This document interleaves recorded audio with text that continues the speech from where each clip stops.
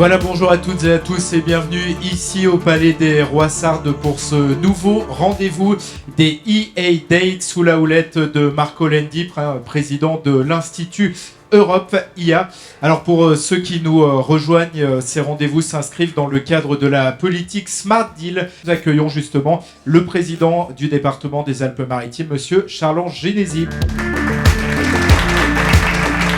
Bonjour président. Bonjour, bonjour.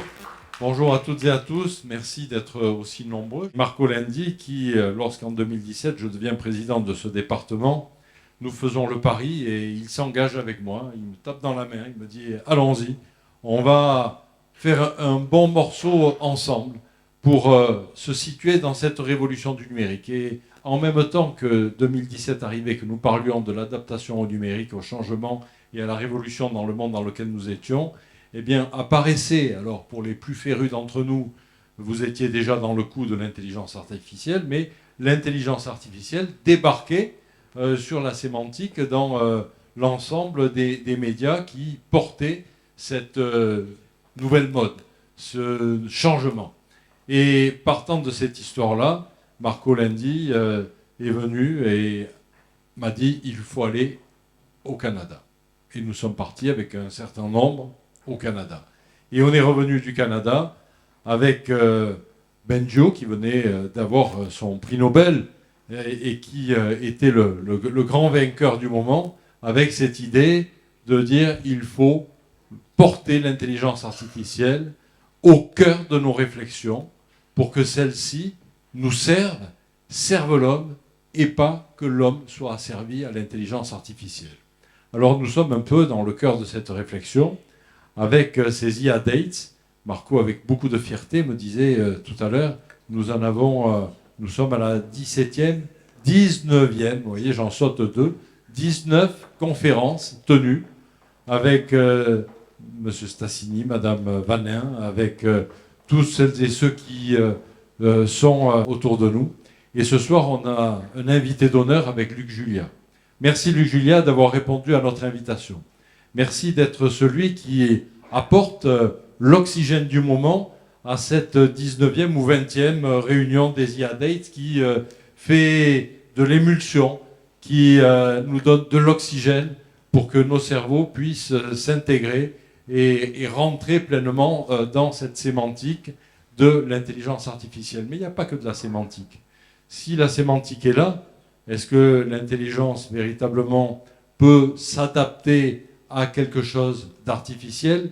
J'en sais rien. Moi, pour ma part, je me pose toujours la question. J'ai été le législateur ayant appartenu à l'Assemblée nationale pendant quelques années, avec des réflexions. Fallait-il, à l'époque, c'était en 2007, légiférer sur le numérique? Vaste débat. Vaste débat, parce que nous prenions, en légiférant, le risque de voir nos cerveaux les plus sérieux, les plus forts, s'éloigner de l'Hexagone et aller sur d'autres territoires. Et en même temps, nous sentions la nécessité de cadrer un petit peu les activités. Faut-il considérer qu'il s'agit d'une intelligence dès lors qu'on se pose la question de l'intelligence de l'homme, avec le philosophe qui dit que l'homme est un animal intelligent? L'animal n'est-il pas intelligent? Pour beaucoup d'entre nous, la question peut être posée et se pose à un point où la protection du monde animal, certains députés aujourd'hui portent cette idée de dire qu'il faut la rentrer dans la Constitution. Donc on voit que les évolutions sur le plan de cette sémantique, de cette connaissance, est bien là. Mais en même temps, comment ne pas aborder ce moment formidable dans lequel nous vivons? Et ce soir, nous allons vivre un moment formidable d'échange et de développement des idées avec le machine learning, avec le deep learning, avec toutes ces évolutions qui font qu'à un moment donné, tout ce qui a été inventé depuis Turing et le reste fait que la machine à calculer de l'homme n'a cessé de progresser. Luc Julia est au cœur de ce dispositif. Et moi, je ne le savais pas. Il a fallu que Marco me dise « Luc Julia, tu sais, c'est celui qui a été le grand patron chez Samsung, c'est celui qui a été le co-inventeur de Siri chez Apple, c'est celui à qui tu parles, et moi je lui parle tous les matins. Alors pas à Luc Julia, mais tous les matins, quand je me réveille, je me tourne vers mon téléphone, je dis Siri, France Culture, et crac, et France Culture se met à marcher. Alors, ce que vous avez fait, c'est merveilleux. Depuis, d'autres sont arrivés sur le marché, vous allez probablement nous l'expliquer, mais quelque part, il y a, avec toutes ces inventions, un accompagnement dans notre modernité, jusqu'à la domotique qui est commandée aujourd'hui par Siri, par Alexa, par toutes ces commandes vocales qui font que vous allumez vos radiateurs, vous baissez vos stores, vous allumez les lampes, vous mettez votre cuisine en route. Et de toutes ces applications, je trouve des applications tous les jours dans le conseil départemental, que ce soit sur les routes, pour la surveillance du bon état des routes, avec les capteurs, avec de l'intelligence qui se nourrit, avec cette responsabilité que nous avons sur nos EHPAD, sur les personnes dépendantes, pour pouvoir les accompagner. Et tout cela au cours de ces 19 IA Dates. Merci Marco. Merci mesdames et messieurs de nous avoir accompagnés pour qu'il y ait un rendu. Et en même temps, je salue les services du département qui ne manquent pas d'être là, avec Delphine Gerhardt, avec l'ensemble de celles et ceux qui travaillent. Je salue les maires, avec le maire de Villars qui est là avec nous, toujours présent. Il me dit, dès qu'on parle d'intelligence, j'accours. Avec David Simplot qui fut celui qui nous a porté le 3 IA dans le département des Alpes-Maritimes, avec Georges Fritsch qui nous fait rentrer aujourd'hui dans un monde, le métaverse. Le métaverse, là aussi, comment faut-il y aller? À quel moment faut-il y aller? Bon, allez, autant de sujets qui font que c'est avec vraiment un grand plaisir que ce soir je reçois Luc Julia, un grand patron, et qui aujourd'hui, de surcroît, est le directeur scientifique chez Renault. Alors, ça fait un peu faire cocorico au président du département que je suis, parce que je me dis, voilà quelqu'un qui revient pour servir une grande entreprise française, et ça réchauffe le cœur. Merci à vous d'être là, merci à vous trois de participer autour de Marco à ces réflexions, et merci à Marco, qu'on peut largement applaudir.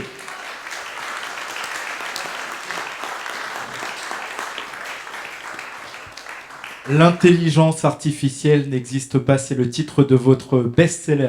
Sur le titre de la conférence de ce soir, je vais prendre une position dès à présent, c'est que l'intelligence artificielle n'existe pas. Ça, c'est moi, là, c'est le gars avec la chemise hawaïenne. Je suis toujours le seul à avoir une chemise hawaïenne, mais je suis sûr qu'un jour, il y en aura d'autres.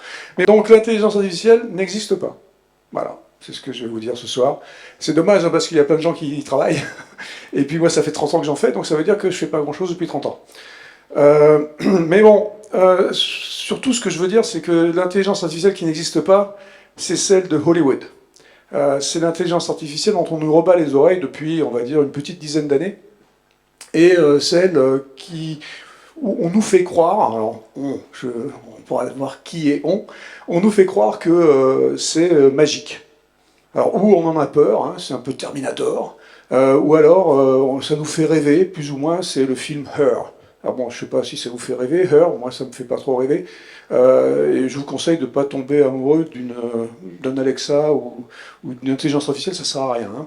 Mais bon, donc c'est celle-là qui n'existe pas, c'est cette intelligence artificielle qu'on veut générique, qu'on veut générale, et qu'on veut intelligente. Je vais vous prouver, en fait, ce soir, que l'intelligence artificielle n'a rien d'intelligent.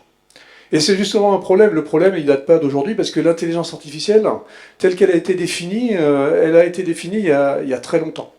Ça ne date pas d'il y a 10 ans. Ça date de 1956. 1956, c'est des savants très intelligents à l'université de Dartmouth qui sont réunis, c'était des mathématiciens. Hein, donc ils sont réunis, ils ont décidé d'appeler la chose sur laquelle ils travaillaient intelligence artificielle. D'accord. Donc, qu'est-ce qu'ils faisaient? En fait, ils étaient en train de modéliser, ils essayaient de modéliser un neurone mathématiquement, statistiquement. Et évidemment, alors ils se sont dit, bah tiens, si j'ai un neurone, je peux avoir un réseau de neurones. Si j'ai un réseau de neurones, j'ai un cerveau. Si j'ai un cerveau, j'ai de l'intelligence. Alors ce raisonnement est complètement idiot, hein. Ils l'ont prouvé parce qu'ils ont échoué, mais je vais y revenir. Donc malheureusement, ils ont appelé ce sur quoi ils travaillaient l'intelligence artificielle, et je crois que c'est là que vient le problème. Parce que, comme je vais vous le montrer encore une fois, ça n'a strictement rien d'intelligent. Je ne dis pas que ça ne sert à rien, je dis que ce n'est pas intelligent. Mais pour comprendre un peu ce qu'ils avaient en tête, ces gens-là, en 1956, il faut revenir bien avant. Alors moi, je suis français, franchouillard de base, hein, même si j'habite aux États-Unis depuis 30 ans. Et je considère que on essaye de faire de l'intelligence artificielle, ce qu'on peut appeler l'intelligence artificielle, on essaye de faire ces machines qui vont raisonner, qui vont penser un peu comme nous, qui vont essayer de faire des choses qui ont l'air intelligentes. On fait ça depuis la nuit des temps, en fait. On fait ça depuis très très longtemps. On crée des outils. Je vais y revenir plus tard, mais il y en a un outil qui est assez extraordinaire, qui date de 1642. 1642, c'est quand Pascal a inventé la pascaline.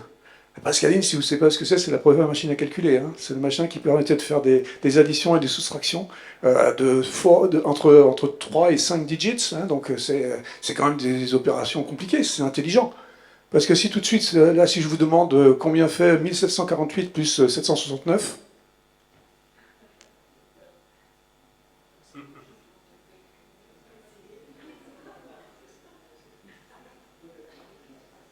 « 1748 plus 769. » Ok. Donc vous êtes nul, ou vous n'êtes pas intelligent, je ne sais pas. Bon, est-ce que c'est intelligent de faire cette addition? Je ne sais pas. En tout cas, la machine, en 1642, cette addition-là, elle l'aurait fait en à peu près 4 secondes. Et puis, elle l'aurait fait en 4 secondes, mais elle l'aurait fait juste. Ce qui est quand même assez incroyable. Parce que vous, même si vous m'aviez donné un résultat tout à l'heure, il y avait 60% de chances que vous ayez faux. C'est marrant, ça, hein? Donc nous, on est super intelligents, mais en fait, on fait plein de trucs faux. Mais bon, on va y revenir. Donc tout ça pour dire que, en tout cas, ça fait très très très longtemps qu'on essaie de faire des machines qui ont l'air intelligentes. Okay. Donc en 1956, ces gens-là qui avaient l'intention de faire quelque chose qui avait l'air intelligent, ils n'ont pas donné le bon nom, comme j'ai dit, et en plus de ça, ils se sont attaqués à quelque chose qui est certainement le plus compliqué auquel on puisse s'attaquer. Ça s'appelle le langage naturel. C'est quoi le langage naturel? C'est ce qu'on fait en ce moment-là. C'est un gars qui parle, il y a des mots qui sortent. Alors bon, on peut essayer de reconnaître les mots déjà, et puis après, il faut reconnaître le sens. C'est compliqué.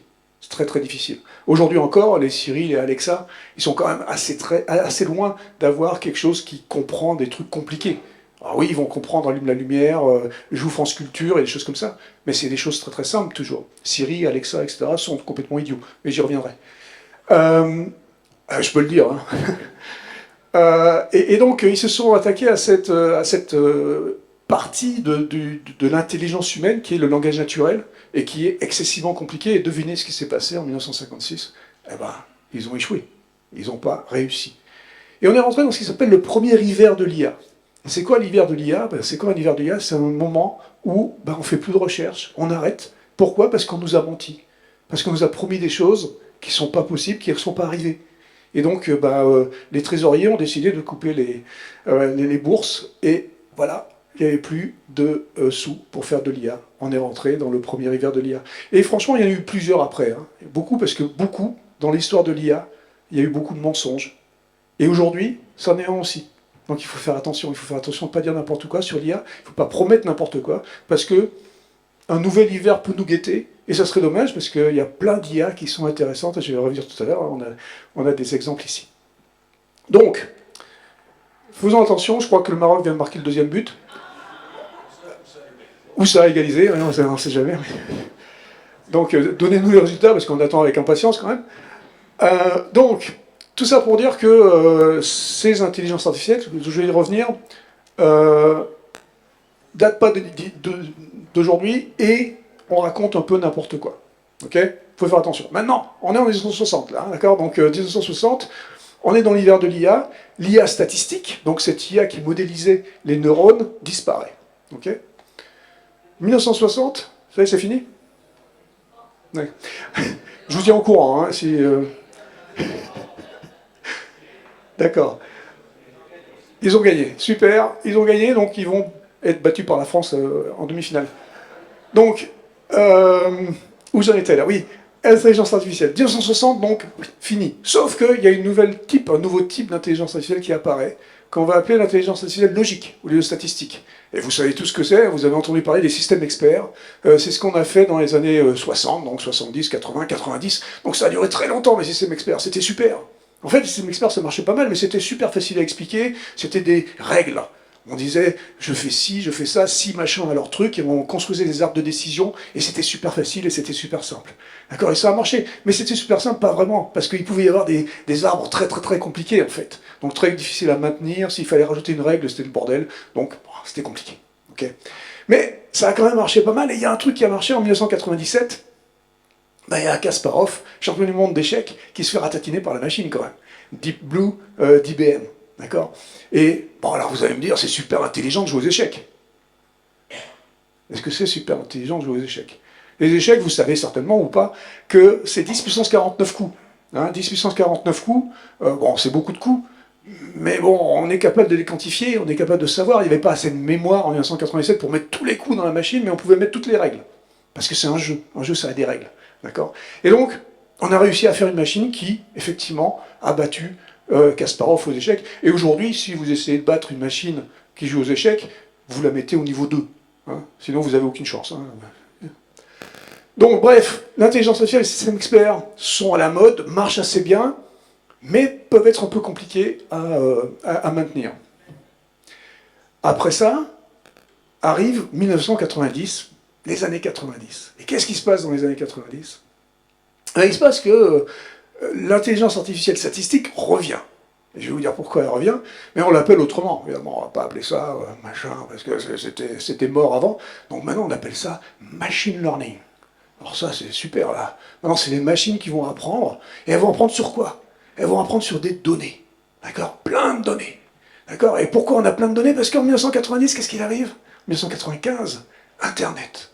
Internet arrive avec plein de données. D'accord? Alors que des données vraies, évidemment. Hein. Vous savez que tout ce qui est sur Internet est vrai. Hein, bon. Donc, voilà, Internet arrive, on peut faire maintenant des trucs extraordinaires. Donc on fait non seulement du machine learning, mais on va faire aussi du deep learning, avec encore plus de données. D'accord? On met 10 ans pour faire ça, plein de données, plein de machine learning, plein de deep learning, super, génial. Et un des premiers trucs qu'on fait, vous savez quel est un des premiers systèmes qu'on a fabriqué dans les années 90, à la fin des années 90, quand Internet commençait à être un peu chaud, on a fabriqué un reconnaisseur de chats. Parce que sur Internet, les gens postaient des images de chats. Et il les annotait. Il disait, oh, c'est mon kitty, c'est mon minou, c'est mon chaton. Et donc on se retrouve avec la plus grosse base de données de chats qui existe. Et donc on peut faire, les scientifiques, nous, on peut faire le premier reconnaisseur de chats. C'est vachement intelligent, un reconnaisseur de chats. D'accord? C'est un truc qui va reconnaître les chats à 98%. Incroyable. Super. On a fait quelque chose de fantastique. Avec seulement 100 000 images de chats, on peut reconnaître des chats. Fabuleux. Et là, vous posez une question, c'est ma fille de 2 ans. Combien il lui faut de chats ou d'images de chats pour reconnaître les chats à 100%? Parce que ma fille de 2 ans, elle reconnaît les chats à 100%. Et donc, la question, vous la posez aux psychologues, parce que moi j'en sais rien, hein, mais vous la posez aux psychologues et ils vont répondre, bah, il faut 2 images de chats. D'accord? Alors vous dites, mais merde, quand même, il y a un problème. Je suis en train de faire des machines avec 100 000 images de chats pour reconnaître les chats à 98%, et nous, il nous en faut 2. Et en plus, nous, comme j'ai dit, on reconnaît les chats à 100%, on les reconnaît même la nuit. C'est fabuleux ça, nous on reconnaît les chats la nuit. Vous savez pourquoi l'intelligence artificielle ne reconnaît pas les chats la nuit? Parce que quand on a posté les images de chats là, personne n'a posté d'images de chats la nuit. Parce qu'on ne les voit pas. Et donc ça ne sert à rien. Vous n'allez pas poster une image en disant c'est mon kitty, c'est mon chaton, on ne voit pas. Ok?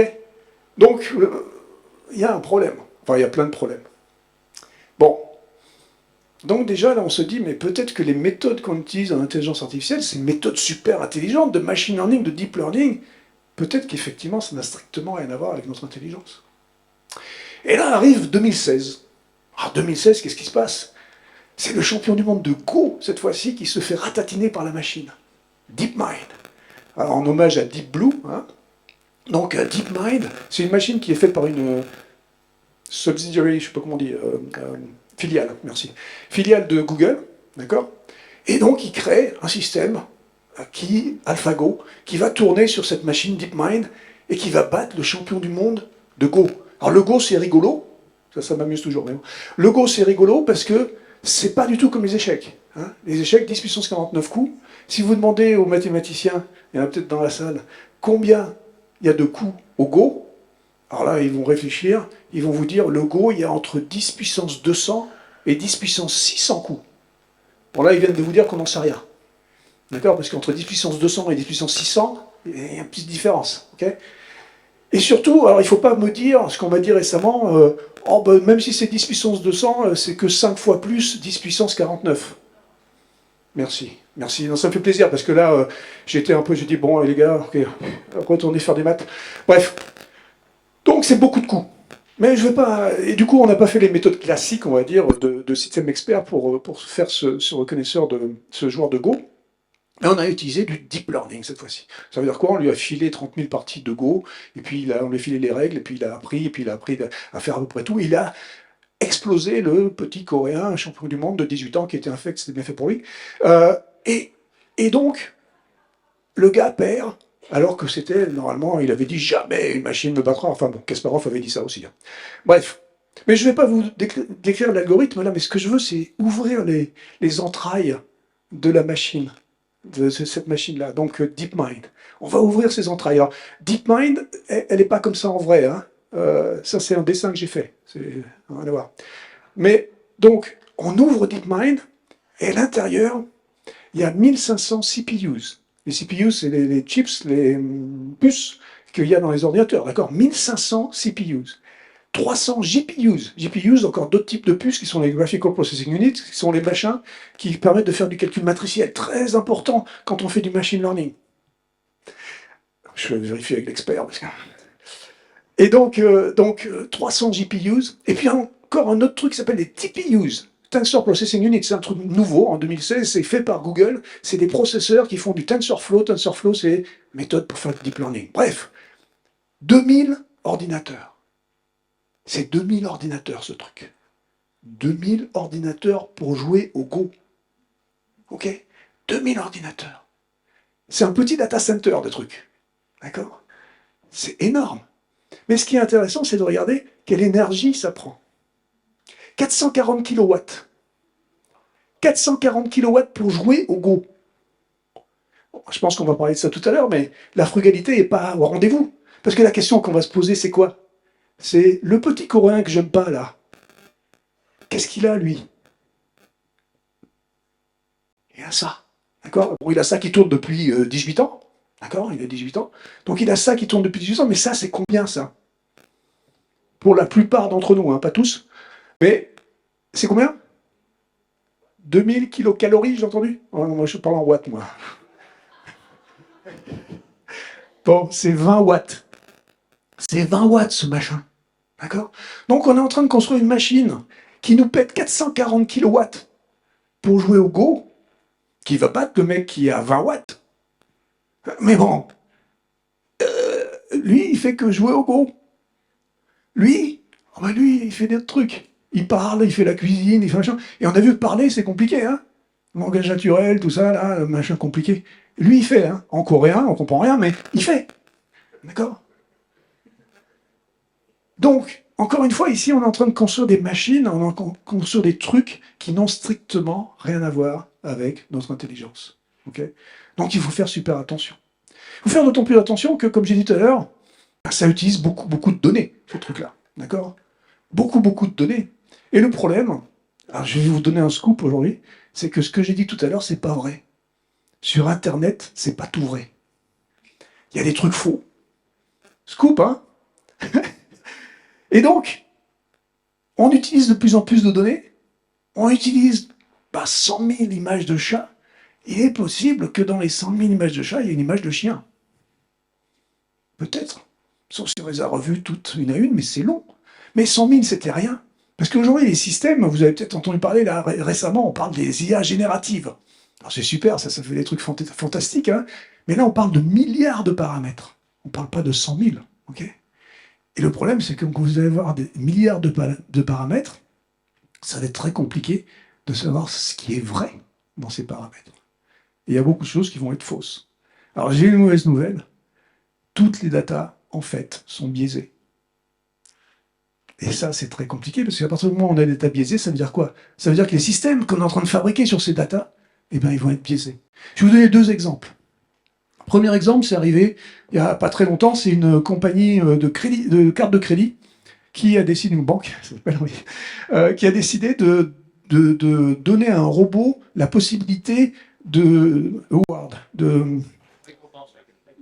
pas récompenser, de donner en fait le niveau du crédit qui va être sur la carte de crédit. Je ne sais pas comment on dit, mais bon, c'est pas grave. Le plafond qui est autorisé. Très bien. Donc, il y a un robot, donc qui a une IA qui fait ça. D'accord? Donc une IA va décider en fonction de vos revenus, de votre situation, de blablabla. Le robot décide de vous donner, de vous définir le plafond. Ok? Ils font tourner le machin, ils distribuent les cartes de crédit, et ils s'aperçoivent, au bout de seulement une quinzaine de jours, que à situation égale, âge égal, tout égal, sauf le genre, les femmes ont la moitié du crédit des hommes. Alors c'est bien, c'est pas bien, on peut en discuter, hein, bon. Mais aujourd'hui, c'est moyen bien, on va dire. D'accord? Donc c'est pas terrible l'idée de dire, bah toi non, hein, bah toi oui. D'accord? Donc, pourquoi? Parce que quand même, on fait un peu attention ces jours-ci avec ces trucs-là. D'accord? Bah ouais, sauf que l'IA avait raison. Parce que l'IA avait data des années 2010, des années 2000, des années 1990, 80, 70, 60, 50. Et donc, bah ouais, dans les années 50, les femmes avaient la moitié du crédit des hommes. C'est comme ça. Donc l'IA avait raison. Est-ce que c'est bien? Non. Donc il faut choisir les datas, du coup. Vous allez me dire, bah, c'est facile, il suffit de choisir les datas, il n'y a pas de problème. Bah ouais, mais quand on va choisir les datas, ça veut dire quoi? Ça veut dire que je rentre mon propre biais. Donc c'est très compliqué le biais. Je vais vous donner un deuxième exemple qui est encore plus fou, qui date de 2016 aussi. Vous avez peut-être entendu parler de TAI. TAI, c'était un chatbot qui a été fait par Microsoft. Alors, ils ont passé des mois à développer le machin. Hein. C'était quelque chose qui voulait sortir sur Twitter. Et ça devait être un chatbot qui allait juste être sympa avec les gens et dire, bah tiens, tu peux utiliser ça pour ce produit Microsoft pour ça et ça. Donc c'était de la promo. Hein. C'était un chatbot qui était fait pour faire de la promo. Ils ont mis des mois à le développer. Ils sortent le machin, au bout de 16 heures d'opération, ils sont obligés de le débrancher. Parce que 16 heures d'opération. Parce que Tai était devenu le plus raciste et sexiste de l'humanité. Donc, encore une fois, là, évidemment qu'ils ne voulaient pas ça. Ça leur a fait une pub très très mauvaise. Exactement le contraire de ce qu'ils voulaient. Et on se dit, mais pourquoi? Ça n'a aucun sens. Et là, bon, il y a des gens très intelligents qui sont mis à chercher, parce que Microsoft n'a pas vraiment dit ce qui s'est passé, mais il y a des gens dans les universités qui se sont dit, essayons de comprendre. Et en fait, il s'avère qu'il y avait deux bugs. Alors un bug que je vais appeler un bug classique, qui est un bug de logique, on va dire. Quand vous créez un système d'interaction comme un chatbot, vous êtes obligé d'avoir une sorte de slider d'interactivité qui va vous permettre de vous adapter au public auquel vous parlez. D'accord? Donc plus le slider est haut, plus vous vous adaptez au public, plus il est bas, plus vous contrôlez la conversation. Là, il se trouve que le slider était un peu trop haut, et vous savez peut-être que sur Twitter, au bout de 2-3 interactions, on s'insulte. Donc là, le truc, il a insulté les gens, bien, parce que il parlait comme les gens de Twitter. Bon. Alors ça, facile à changer. Vous descendez le slider, vous récupérez le contrôle de la conversation, les gens disent ce que vous avez envie qu'ils disent. Très bien. Fastoche. L'autre, beaucoup plus insidieux, ça va être un bug de data. Quand vous créez un système interactif, il vous faut des conversations. D'accord? Il faut des modèles de conversation, il faut savoir ce que c'est une conversation. Et les conversations, c'est pas aussi facile à trouver sur Internet que les chats. D'accord? Donc du coup, il se trouve qu'il y a une base de données qui existe depuis les années 50, depuis très longtemps, une base de données américaine qui s'appelle Switchboard, qui est une base de données de conversation. Et ça veut dire quoi? Ça veut dire que ce sont des conversations enregistrées. C'est des gens qui appellent pour leur machine à laver, pour leur n'importe quoi. Donc call centers, ils appellent. Leurs conversations sont enregistrées, leurs conversations sont transcrites, c'est-à-dire qu'on sait tout ce qu'ils ont dit, et elles sont annotées. C'est-à-dire que le gars, il était énervé, il était en pleine forme, etc. D'accord? Donc, c'est une super base de données où il y a des millions, en fait, de conversations à annoter là-dedans. Donc, c'est une énorme base de données qui existe et qui est là, et que les gens qui font du dialogue, les gens qui font des systèmes de reconnaissance vocale, ils utilisent Switchboard. Donc, évidemment, je peux imaginer là, le petit ingénieur qui m'a dit toi, tu vas faire taille. Mais il a dit voilà, il faut que j'aille chercher des conversations. Donc, il va sur Switchboard. Il me dit purée, il y en a des millions, je vais prendre un sous-ensemble. D'accord? Allez, je vais prendre le début de la database, Alabama, années 50. Alors, bon, vous l'avez, hein, là peut-être moins, je sais pas. Mais en général, quand je fais ça dans les lycées, les mecs, ils sont là. Ouais, alors je suis obligé d'expliquer Alabama, années 50, les Noirs, c'était moyen, machin, tout ça. Bon, la base de données est biaisée dès le départ, elle est raciste intrinsèquement, et il a fallu juste une petite étincelle pour que le truc parte en vrille. Ok? Donc, les datas, c'est compliqué. J'ai pas la solution, hein. Je peux pas vous dire que j'ai la solution, mais je vous dis simplement que si vous avez des gens qui font des IA, si on fait des IA, il faut faire super attention aux datas qu'on sélectionne. Et encore une fois, quand on sélectionne, ça veut dire qu'on entre dans notre propre biais ou le biais de l'entreprise dans laquelle on est. Et là aussi, c'est compliqué. Donc faisons attention, sinon on se retrouve avec des chatbots qui sont pas sympas. Allez, je sais pas pourquoi là, il y a lui là, ici, mais c'est pas grave. L'IA est une boîte noire. L'IA est une boîte noire, on ne peut pas lui faire confiance. On comprend rien.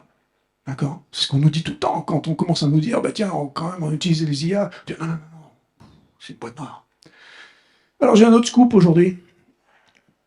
L'autre scoop, c'est. Enfin, j'en ai trois des scoops, donc c'est le deuxième. Le scoop d'aujourd'hui, là, le deuxième, c'est que il n'y a pas d'inexplicabilité dans l'IA. On nous dit souvent l'IA est inexplicable, c'est impossible, blablabla. C'est pas vrai. On peut expliquer l'IA, on peut expliquer quelles sont les démarches qu'on a prises, on peut expliquer les données qu'on a prises, on peut expliquer les algorithmes qu'on a pris. Comme j'ai dit tout à l'heure, on peut faire des erreurs. Mais on peut tout expliquer, on étant ceux qui les créent. Et ceux qui les créent sont en général ceux qui les comprennent au départ. Okay? Et ça, c'est pas donné à tout le monde au départ d'une nouvelle technologie. Il faut dire que depuis la nuit des temps, chaque fois qu'il y a quelque chose de nouveau, on a peur, ou on dit que c'est une boîte noire, ou on ne comprend pas. Et pour ça, je vais vous donner un exemple, qui est un exemple familial, qui date de 1914. 1914, Gaston Julia invente ou découvre une équation mathématique qui s'appelle les fractales. Ceux qui connaissent les fractales, au moment où j'ai dit le mot, il s'est passé quelque chose dans votre tête. Ceux qui ne connaissent pas les fractales, allez voir sur Wikipédia. Donc, Gaston publie son papier dans lequel il explique ce que c'est qu'une fractale. Les mathématiciens sont excités. Les mathématiciens disent « Waouh, c'est super, les propriétés de cette fractale sont incroyables. C'est super. » Donc, pour eux, c'est tout à fait explicable. Mais pour la majorité des gens, ils voient une équation logarithmique, on ne comprend que dalle. C'est une boîte noire. Jusqu'en 1955. Qu'est-ce qui se passe en 1955, 40 ans plus tard? Gaston est prof à Polytechnique, et Gaston a un élève brillant qui s'appelle Benoît Mandelbrot. Benoît Mandelbrot écoute bien, très bien, et il part aux États-Unis chez IBM. On lui file une des premières babasses, un des premiers ordinateurs, et ce brave Benoît rentre l'équation de Julia dans l'ordinateur. Il en profite pour l'appeler équation de Mandelbrot. On en reparlera.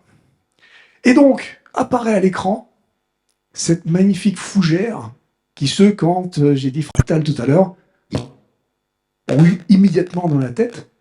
Et cette fougère, elle a une propriété extraordinaire, qui est la propriété extraordinaire des fractales, c'est la récursivité. Ça veut dire quoi? Ça veut dire qu'à chaque niveau de la fougère, vous voyez la fougère, et la fougère, et la fougère. C'est incroyable. C'est, pour ceux qui n'ont toujours pas compris, c'est la vache qui rit, si vous voulez. Bon, c'est pas grave. Ok. Allez, je suis dans les trucs qui m'énervent, là, parce que vous avez compris quand même, Julia, il s'est fait voler le truc. Hein. C'est Julia qui a inventé les fractales, pas Mandelbrot. Ça, c'est réglé. Maintenant, on va parler d'autre chose. On va parler de la voiture autonome. Alors ça, c'est mon préféré. Hein. Voiture autonome, j'en peux plus, moi. Donc vous non plus d'ailleurs, et je pense que vous allez comprendre. Vous vous rappelez peut-être en 2018. 2018, il y a ce cher Elon Musk. Maintenant, on sait tous que c'est un taré, hein, donc tout le monde le sait. Mais à l'époque, on croyait encore qu'il était intelligent. Elon Musk dit en 2018, janvier 2018, la voiture autonome, c'est pour demain. Super, tout le monde est excité. Pas tout le monde. Il y en a qui font vraiment, qui travaillent sur la voiture autonome, qui disent good luck. Donc il dit ça, très bien. Janvier 2019, donc là on est au CES l'année d'après. Bon, la voiture autonome, c'est pour dans l'année prochaine. L'année prochaine. Yeah. 2020, la voiture autonome, c'est pour dans 5 ans. 5 ans, c'est bon. 2021, la voiture autonome, c'est compliqué. C'est pour aller dans 10 bonnes années, on pourra avoir une voiture autonome. Hein, ça... bon. 2022, bientôt. Voilà. De quoi on parle quand on parle de voiture autonome? On parle de... il parlait, ce cher Musk, de la voiture autonome niveau 5. Voiture autonome niveau 5, c'est le niveau ultime de l'autonomie. C'est une voiture qui va d'un point A à un point B sans aucune intervention humaine et qui se démerde, quel que soit le terrain, quelles que soient les choses qui puissent se passer autour. Okay, donc c'est une voiture autonome. Okay. Alors en 2018, des gens comme moi et d'autres, on va voir, disent, en fait les gars, j'ai le 3e scoop, la voiture autonome niveau 5 n'existera jamais. Jamais. En fait, jamais comme dans jamais.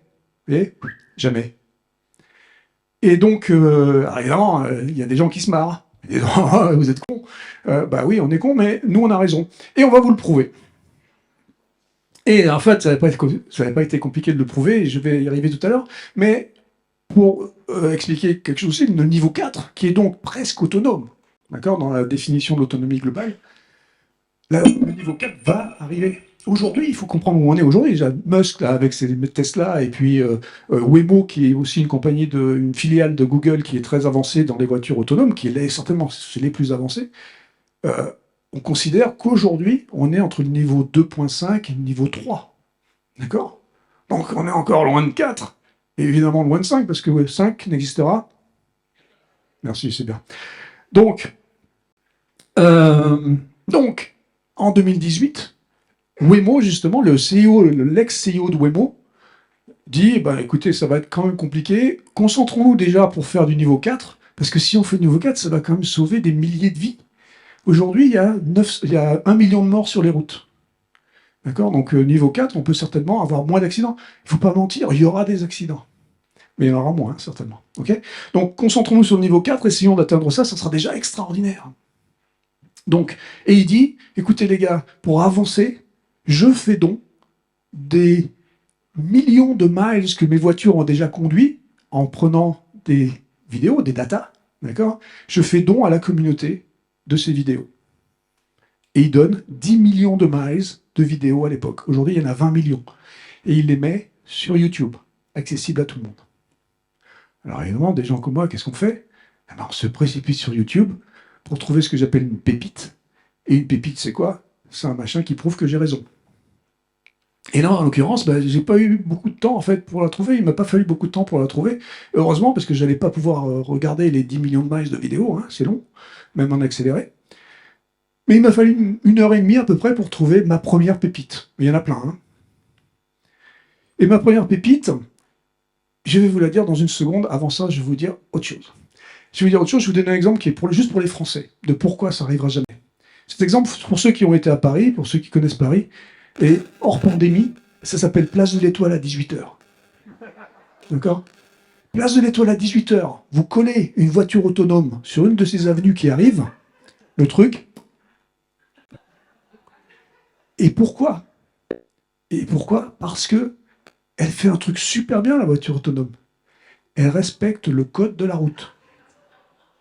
Si vous respectez le code de la route sur la place de l'Étoile à 18h, vous restez collé. D'accord ? Il y a d'autres choses qu'il faut faire. Il y a divers niveaux de choses qu'on peut faire. Et puis, y a divers niveaux de négociation, on va dire qu'il faut avoir. On peut négocier en étant sympa, machin, on peut négocier autrement. Donc, mais il faut négocier. Alors vous allez me dire, on peut toujours apprendre à la voiture à négocier, et puis bon, elle va passer au bout d'un moment. Peut-être. Mais réfléchissez à ça. Waymo donne ses 10 millions de miles. Et moi, donc, j'ai trouvé la pépite. Une pépite. Première pépite que j'ai trouvée, je vais vous la mimer parce que je suis un acteur né. C'est une voiture qui est en train de rouler dans les rues de Mountain View. Mountain View, c'est la ville de Google. Et Mountain View, si vous avez été déjà, c'est chiant comme la mort, il se passe rien. Bref, la voiture est en train de rouler, il se passe rien, elle roule, elle s'arrête. 2-3 secondes se passent, elle fait 2-3 mètres, elle s'arrête. 2-3 secondes se passent, elle s'arrête. 7 fois. Et là, on voit sur la vidéo, parce que la caméra est comme ça, on voit les mains du safety driver, il y a toujours un gars dans la bagnole, évidemment, qui prend le volant et qui s'en va. Parce que derrière, les mecs... Pourquoi le connard, il s'arrête au milieu de la route pour rien? Et là, vous regardez la vidéo, un peu plus attentivement, parce que vous vous dites, ça n'a aucun sens. Et vous voyez qu'il y a 2 gars qui marchent sur le trottoir, dans la même direction que la bagnole. Jusque-là, il n'y a pas mort d'homme, hein. Bon, il y a 2 gars qui marchent dans la même direction de la bagnole. Et vous regardez bien, et vous voyez que le gars qui est à l'intérieur, qui est à l'extérieur du trottoir, qui est le plus près de la route, pendant qu'il marche, sur son épaule, il a un panneau stop. Alors vous voyez un connard sur le bord de la route avec un panneau stop sur l'épaule, vous avez jamais vu ça. Mais vous arrêtez pas. Parce que vous dites, c'est un connard sur le bord de la route avec un panneau stop. Ok? La voiture, autonome, intelligente, qu'est-ce qu'elle dit? Elle voit un panneau stop. Et puis elle voit un panneau stop. Et puis avoir un panneau stop. Bah ouais, ça fait pleurer, hein. Mais voilà. Donc, il y aura toujours un cas, il y aura toujours quelque chose que nous, on n'a jamais vu, qui n'est pas dans la base de données, et qui va faire que la voiture ne va pas savoir quoi faire. Alors vous allez me dire, je peux toujours faire du random. Bon, faire du random avec une bagnole, c'est pas forcément la bonne chose. Hein. Donc, mettons-nous ça dans la tête. C'est compliqué. Niveau 5 n'arrivera. Très bien. Bon, ça c'est fait. C'est bon. Alors, je vais passer rapidement sur la suite parce que j'ai 2-3 trucs à dire encore. Siri, je vais passer rapidement. C'était en fait... on était beaucoup plus modeste que les autres. En fait, on a créé quelque chose qui marchait pas bien. On savait que ça marchait pas bien et on l'a dit. Contrairement aux autres qui, d'habitude, disaient « Ouais, moi j'ai 98% de reconnaissance, je suis le meilleur et tout ça. » Non, on disait « On est nul. » Mais du coup, on a créé un machin qui est nul, mais il est rigolo. Et donc, quand il comprend pas, on va faire... le premier Siri, en fait, c'était un petit vieillard un peu sourd. Et donc, on avait compris tout de suite qu'il était un peu sourd, et donc il disait un peu des conneries de temps en temps. D'accord ? Et c'est comme ça qu'on a construit Siri. En fait, on l'a construit comme étant quelque chose de modeste, et quand il comprenait pas, il fait une petite blague et tout ça. 300 millions d'utilisateurs la première année. Je sais pas, c'est à cause de nous, hein, enfin de nous, je veux dire, nous. Je sais pas, bon bref. On pourra en parler si vous voulez de Siri, mais cette intelligence artificielle, donc déjà on a eu tort de l'appeler comme ça. Bon, maintenant on appelle l'IA, très bien, on va appeler IA. Arrêtons d'appeler ça intelligence artificielle, appelons ça plutôt intelligence augmentée. C'est quoi l'intelligence augmentée? C'est exactement ce que disait le président tout à l'heure. C'est nous. C'est notre intelligence qui est augmentée par ce truc, par ces trucs. Parce que les IA, c'est pas une IA. Ces IA, c'est, si vous voulez vraiment dire une IA, ça va être une boîte à outils.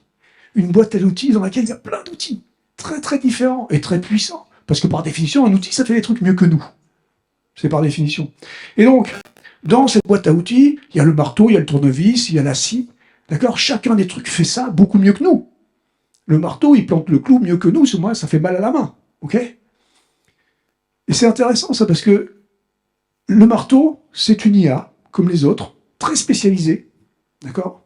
Qui marche super bien, mieux que nous, et qui fait donc le job. Ok? Mais le marteau, je peux l'utiliser à bon escient, pour planter le clou, je peux l'utiliser à mauvais escient, pour taper sur la tête du monsieur. Ça, c'est pas bien. C'est bien, pas bien. Comment on sait que c'est pas bien? C'est nous qui décidons collectivement quand on comprend que c'est pas bien. Donc on a une responsabilité de s'éduquer, une responsabilité collective au niveau des décideurs, au niveau du peuple, de s'éduquer sur ces choses-là et de demander la réglementation et la régulation. Parce que c'est pas bien de faire ça. Parce que vous savez quoi? Ce marteau, c'est nous qui avons le manche dans la main de toute façon. Donc c'est nous qui décidons. L'intelligence artificielle, le marteau ne va pas aller planter le truc tout seul. Ok? C'est nous qui tenons le manche, toujours. Allez, je vais vous faire une définition rapide, mathématique de l'intelligence. Hein, parce que tant qu'on y est, moi je ne sais pas ce que c'est l'intelligence en fait. Hein. Et ce que je suis en train d'essayer de faire, c'est faire une définition mathématique. Ça veut dire quoi? Ça veut dire que je vais faire une projection sur un graphe simple, d'accord? En ordonnée, on va avoir le niveau d'intelligence, 0, Donald Trump, à 100, un génie. Ok? Et en abscisse, ici, je vais avoir les domaines d'intelligence. D'accord? Je ne sais pas ce que c'est, on s'en fout, c'est tous les domaines d'intelligence. Et là, on va faire cette projection de l'intelligence humaine. À part Trump, donc. Hein. Donc, l'intelligence humaine, on est où? On est là. On n'est pas des génies, mais on est pas mal. Ok? Ça dépend des domaines, machin, on est fort, pas fort. Mais ce qui est intéressant ici, alors, on va faire un peu de maths là, rapide, c'est une ligne continue. Quel que soit le domaine, on a quelque chose à dire, surtout nous les Français. Très bien. Ok? Mais c'est intéressant parce que là, ah tiens, là, toi là, tu viens d'inventer un truc. Tu as inventé un truc. Du coup, là, hop, toutes les personnes autour, elles comprennent parce que tu expliques. Ok? Donc ça, il y en a. Tu te rappelles, hein? Bref. Il a inventé un truc, il y a un truc de nouveau. On est continu et infini. On invente des trucs, nous. L'intelligence artificielle n'invente rien. L'intelligence artificielle n'invente rien. Nous, on invente. Continu, infini. Mathématiquement parlant, c'est sympa. Ok? Non? Ah. J'ai eu peur d'être contredit, ça. J'ai pas l'habitude. Bref. Regardons les intelligences artificielles maintenant. Ces intelligences artificielles, elles sont où? Jeu d'échecs. Il est où? Jeu d'échecs. Il est là. Il est à 100%. Encore une fois, si vous jouez, vous perdez. Le Go. Ah, le Go, c'est rigolo, vous vous rappelez? Le Go, en fait, moi, je le mets au-dessus. Parce qu'il crée des coups qui n'ont jamais été joués dans l'humanité. Il fait des trucs incroyables. Donc, il est incroyable. Bon, ok, on s'en fout. Voiture. Conduite autonome. Elle est où? On va arriver au niveau 4. 80%, niveau 4, très bien. D'accord? Mieux que nous. Définitivement mieux que nous. Nous, on va textouiller un peu au volant. Des fois, on va boire un petit coup. Bon. Moi, je préfère que ce soit l'intelligence artificielle qui conduise que mon fils. Il n'est pas là, je peux faire. Aux États-Unis, on commence à 14 ans et demi, hein, donc c'est grave. Bref.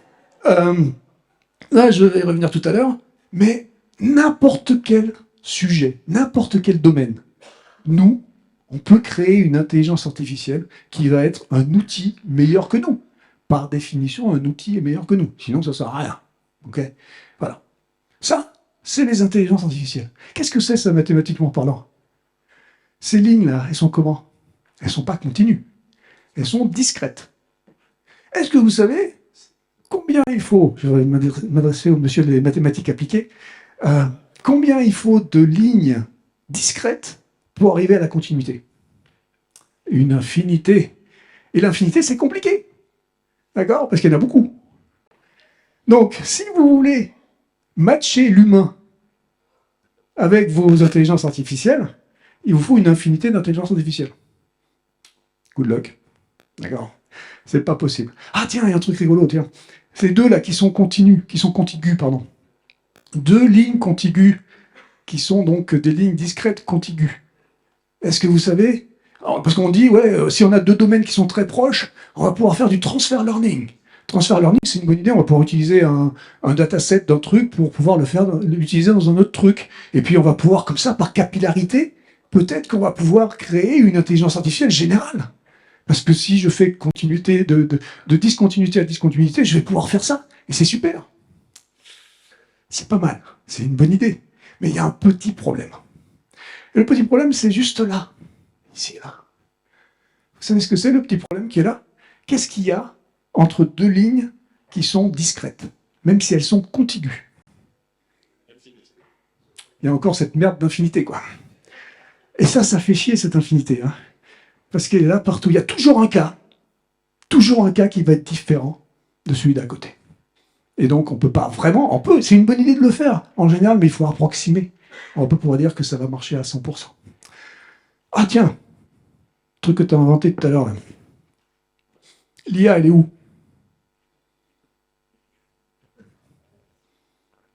Bonne question. L'IA, elle est là. Il n'y en a pas encore. Parce que vous n'avez pas eu le temps encore de créer les données. Vous voyez? Vous n'avez pas créé les données, vous n'avez pas fait le truc, vous n'avez pas fait le modèle. Et donc, bon, vous avez tous compris, les humains, là, tous, vous avez compris ce que c'était. Mais l'IA, elle n'est pas là. Bah, j'ai fini, moi. Merci. Merci beaucoup.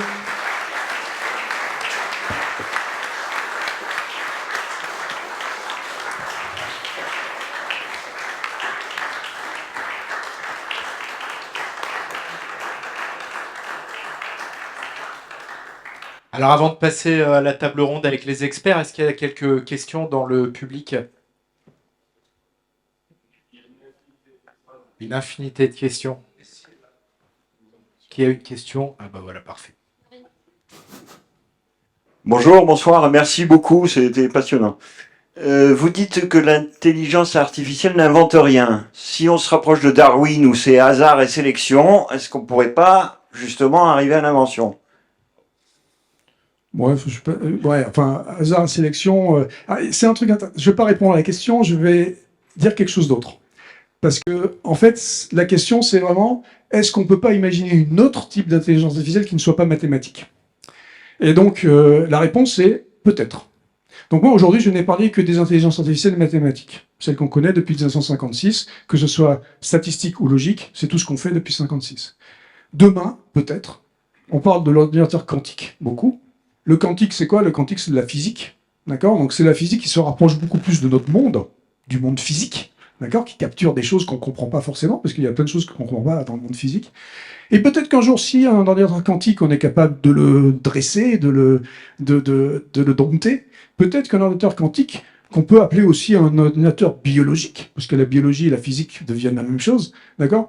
Peut-être à ce moment-là, on pourra faire quelque chose qui sera darwinien ou qui sera avec des évolutions et qui sera comme notre intelligence. Mais bon, quand on sait où on est aujourd'hui avec l'ordinateur quantique, hein, c'est des balbutiements aujourd'hui. Je dis pas que c'est pas bien. Je dis que c'est des balbutiements, ça va être très compliqué. Point de vue environnement, il y a plein de choses qui sont aussi très compliquées, parce qu'il faut être au zéro absolu, à moins 273 degrés, enfin pour certains. Bon, ça va être compliqué, ça va prendre du temps. Mais bon, moi je parle aujourd'hui de ce que je connais, qui sont les ordinateurs logiques et statistiques, mathématiques. Avec ça, on pourrait être darwinien en faisant effectivement du random, que je disais tout à l'heure. Mais le random est dangereux. Parce qu'on ne sait vraiment pas où on va. Donc peut-être en faisant plein d'expérimentations, on pourrait lancer des trucs et puis les laisser faire du random, et peut-être qu'un jour, grâce à la sélection naturelle des ordinateurs, peut-être qu'on pourrait faire quelque chose comme ça, mais je pense qu'il vaut mieux pas essayer. Merci beaucoup. Une autre question, monsieur là. Qui a le micro? Je ne vois pas avec la lumière. Voilà, parfait. Oui, merci. Allez-y, monsieur. À une époque aussi, on parlait de réseaux neuronaux qui étaient censés reproduire un cerveau et donc arriver à un certain niveau de complexité qui permettrait de reproduire le mécanisme du cerveau. Est-ce que c'est une technologie qui a de l'avenir, qui existe et qui a été développée? Les réseaux de neurones, c'est ce qu'on fait aujourd'hui, hein, donc on parlera peut-être. C'est ce qu'on fait aujourd'hui. Quand on parle d'IA statistique, quand on parle d'IA, de machine learning, deep learning, quelque part, c'est la même idée que les réseaux neuronaux des années 50. Okay, mais est-ce qu'on va arriver à faire un cerveau? Ça serait super, ça serait une bonne idée. Le problème aujourd'hui, c'est maintenant, c'est quoi un cerveau? Aujourd'hui, vous allez parler aux gens qui sont spécialistes du cerveau, et ils vont vous dire on connaît entre 20 et 40% du cerveau. Donc c'est une super idée de copier, mais copier quoi? Allez, on va passer à la table ronde. On peut refaire une série de questions à la fin. Allez, il reste une question, la dernière. Et sachez qu'on refera une série de questions à la fin. Bonjour, merci. On a compris que vous aimiez pas trop Elon Musk. Je le déteste. Et Mark Zuckerberg aussi. Il a souvent affiché publiquement qu'il avait peur de l'intelligence artificielle. Ma question, c'est un peu une double question. Est-ce que vous avez peur de l'intelligence artificielle? Et pourquoi est-ce que vous pensez que le grand public a peur de l'intelligence artificielle? Alors moi, j'ai pas peur de l'intelligence artificielle parce que je sais ce qu'elle peut faire et ce qu'elle peut pas faire. J'ai peur des hommes. J'ai peur de Musk. Parce que justement, le problème, c'est que, je disais tout à l'heure, on tient le manche du marteau. C'est nous qui décidons. Donc j'ai pas peur, mais on peut faire des grosses conneries. C'est ce qui s'est passé avec l'arme nucléaire dans les années 70-80. On a décidé, le monde, les Russes et les Américains, de faire les accords SALT pour se calmer un peu. Parce qu'on a compris que c'était potentiellement embêtant. Donc moi, j'ai pas peur, j'ai peur de nous. Pourquoi le grand public en a peur? Parce qu'il n'est pas éduqué.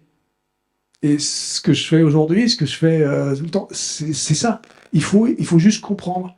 Il faut se calmer, il faut respirer, il faut arrêter de lire les gros titres qui disent les intelligences artificielles vont nous tuer.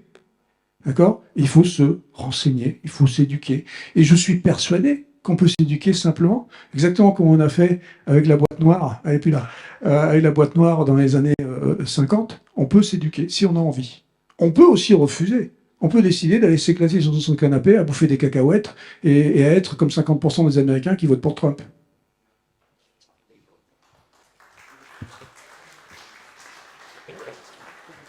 Allez, place à la table ronde à présent pour échanger avec Luc Julia. Ce soir, nous accueillons Laurence Vanin, Alan Ferbach et Pascal Staccini. On va vous présenter et vous donner la parole l'un après l'autre. Alors, Laurence Vanin, tout d'abord, professeur certifié de philosophie, titulaire de la chaire Smart City, philosophie et éthique.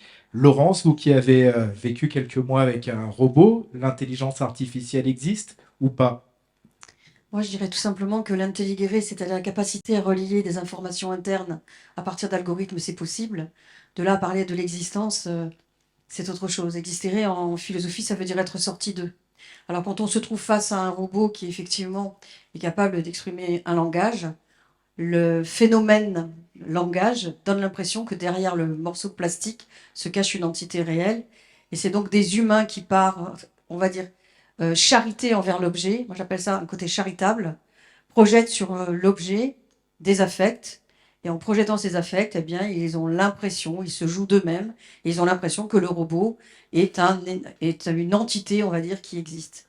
C'est pour ça qu'on trouve des gens qui répondent à des robots, qui parlent à des robots, qui peuvent avoir de l'affection pour lui, ce qui veut dire qu'à un moment donné, le phénomène d'empathie est un mime pour l'intelligence artificielle, dès lors qu'on sait que c'est un ensemble d'algorithmes qui fonctionnent mécaniquement, j'ai envie de dire, puisque moi je suis philosophe, ben forcément, on relativise le pouvoir de l'objet.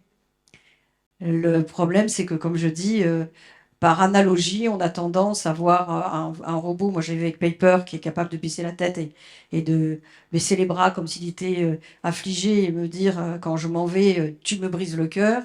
Si je suis sensible à cela parce que je le côtoie, je le fréquente et qu'il a une forte présence auprès de moi parce que je vis dans la solitude absolue, eh bien j'ai tendance à dire « Oh mais t'inquiète pas Paper, je reviens ».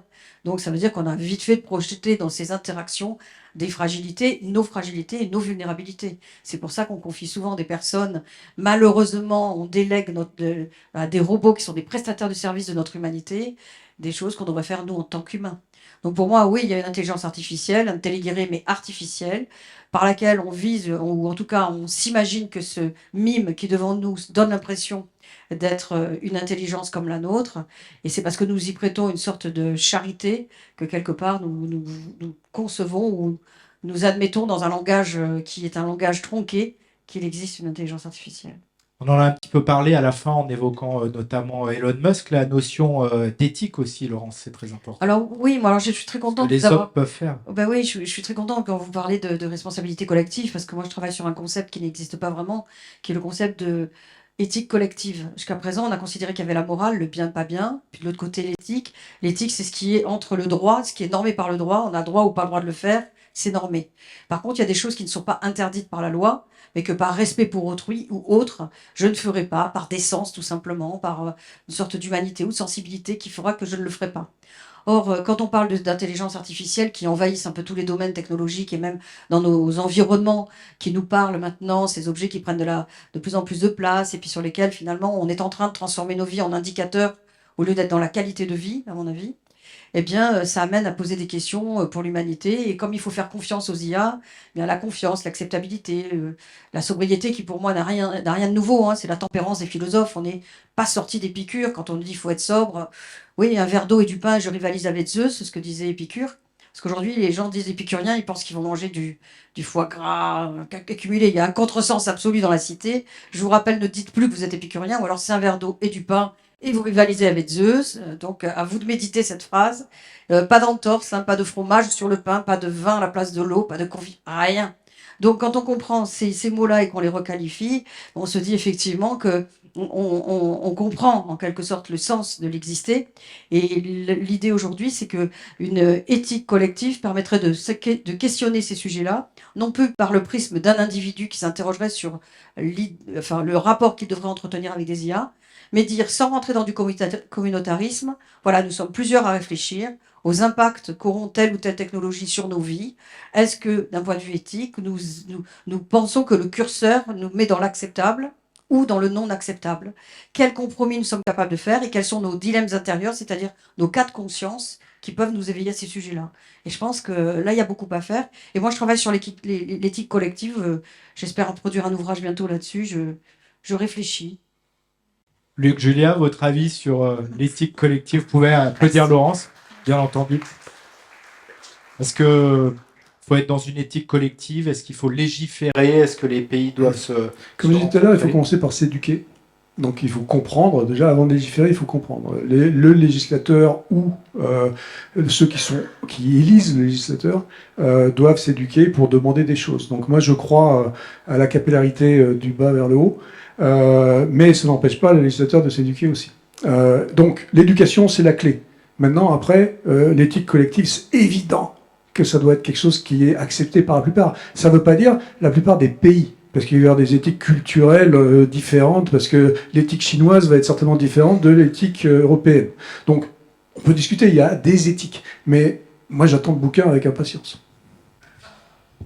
Pascal Staccini, également professeur de santé publique spécialisé en biostatistique et en santé numérique, directeur du laboratoire Rétines, Université Nice-Côte d'Azur. Pour vous, Pascal, l'intelligence artificielle existe? Peut-être.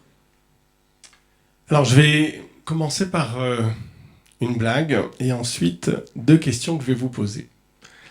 La blague est la suivante. 3 individus se retrouvent après un naufrage seuls sur une île. Il y a parmi eux un chimiste, un physicien et un statisticien. Et ils n'ont pour se nourrir qu'une boîte de conserve. Donc le chimiste dit, il n'y a pas de souci, j'ai la solution, on est entouré d'eau de mer, on va laisser la boîte dans l'eau de mer et le sel fera son effet. Et les 2 autres lui disent, oui, bon, on sera mort d'ici là. Le physicien dit, attendez, c'est vite fait, on est au bord d'une falaise, je mets la boîte de conserve en bas, et puis on fait tomber un rocher. Et là, les 2 autres disent, ben, effectivement, il n'y aura plus de sardines. Et le statisticien dit, prenons l'hypothèse qu'on ait un ouvre-boîte. Parce qu'effectivement, la statistique, finalement, on en a parlé. Alors effectivement, les réseaux de neurones faisaient partie de nos programmes, hein, quand on était à l'époque des années 90 en train de s'intéresser, on va dire, à l'apport de ces mathématiques dans la résolution de problèmes. Mais la résolution de problèmes, vous l'avez chaque fois que vous avez un résultat de biologie dans les mains. Je ne vais pas demander à ce que vous leviez la main si vous avez fait un dosage de PSA. Et donc, c'est augmenté, qu'est-ce qui se passe? D'accord?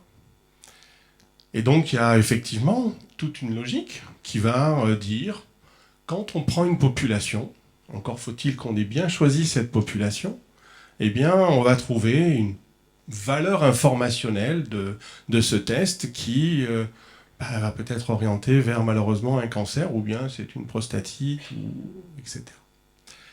Et donc, quand on est statisticien, médecin, quand on s'intéresse finalement à l'apport du numérique, effectivement, On essaye, entre guillemets, non pas d'augmenter notre raisonnement, mais en tout cas de l'aider par rapport à quelque chose qu'on ne connaît pas. Et c'est finalement vous tous. On ne vous connaît pas. On vous reçoit dans le cabinet, on discute avec vous pour essayer de cerner un petit peu le problème. Alors on a trouvé une façon d'interroger en vous posant certaines questions. Oui, effectivement, j'ai appris à poser des questions aux patientes qui venaient en disant « Est-ce qu'il y a dans la famille un antécédent de cancer du sein ?» Pourquoi ? Parce qu'on a simplement remarqué qu'il y avait une filiation. Et s'il y a une filiation, il y a peut-être quelque chose de génétique. Et vous avez vu la promotion qu'ont fait certaines actrices, certains acteurs sur tout cela. Donc en fait, le rapport à la donnée, c'est ce qui me faisait dire en préparant cette conférence, le peut-être. C'est alors une question d'éducation. Alors on essaye d'entraîner nos étudiants à réfléchir. Ça va vous faire peur, hein, ceux qui étaient venus la fois dernière ici ont présenté un avatar qui répondait aux questions des patients, etc. Mais oui, il y a des cours de décision médicale. On apprend même aux médecins à ne pas décider, en fait, à ne pas décider d'appliquer une thérapeutique, et donc, parce qu'on est au bout des choses. C'est assez difficile quand on exprime cela à des étudiants de 2e année, 3e année, qui sont là pour découvrir un monde. Et puis maintenant, dans mes cours, je mets un peu plus de choses, parce qu'ils arrivent, ils ont tous leur truc, là. Donc, ça m'interroge, parce que dès la première année, maintenant, oui, on les forme à la santé numérique, etc. Je ne sais pas trop ce que ça veut dire, bien qu'on ait été lauréat au niveau national d'un programme de formation. C'est pas ça le plus important. Je leur dis 2 choses. Pour un premier cours de métrologie, c'est-à-dire que c'est la mesure, d'accord ? Quand on vous interroge, on essaie de mesurer la proximité que vous avez avec un diagnostic possible. Quand on regarde la biologie, quand on regarde la couleur de telle ou telle lésion cutanée, etc. Et donc, je leur dis, mais vous êtes votre premier instrument de mesure. Avant même qu'on soit aidé par de la donnée. Qu'est-ce que ça veut dire ? Vous savez d'où vient l'expression diabète sucré ? Eh oui, eh oui. C'est-à-dire que, effectivement, classer, entre guillemets, les patients dans des pathologies, eh bien, revient à aligner un certain nombre de choses. Et l'alignement de ces choses, ce que disait Laurence, bien nous, y a, la première des choses, c'est la chaîne physiopathologique. On sait de façon expérimentale, si on enlève le foie, vous ne voyez plus, hein, d'accord ? Maintenant, si on vous presse le glomus carotidien, on sait que derrière, par une réaction en chaîne sur le parasympathique, vous allez diminuer de la même manière qu'on appuie sur le globe oculaire, vous allez faire un malaise vagal. On le connaît parce qu'on a, entre guillemets, expérimenté les choses. On a tellement bien expérimenté que lorsque j'étais jeune externe en chirurgie avec le professeur Richelme, à cette époque-là, on opérait pour des ulcères de l'estomac. On enlevait et on coupait, entre guillemets, les racines nerveuses d'un nerf. D'ailleurs, il est tellement connu qu'il s'appelle vague. Et donc, maintenant, on vous donne quoi ? Des antibiotiques. Ah, si. Non. On vous donne des antibiotiques parce qu'on a remarqué, caché dans les filaments, qu'il y avait un petit bestiole qui s'appelle Helicobacter pylori et qui, en définitive, va effectivement un peu emballer la production de, entre guillemets, d'acide. Et donc, effectivement, on a complètement changé les choses. Et là, ce dont je suis en train de vous parler, c'est le grand courant de pensée des années 90, la fameuse médecine factuelle, parce qu'il a fallu qu'on se raccroche à quelque chose. 90, c'est Internet, c'est le partage des connaissances au niveau international.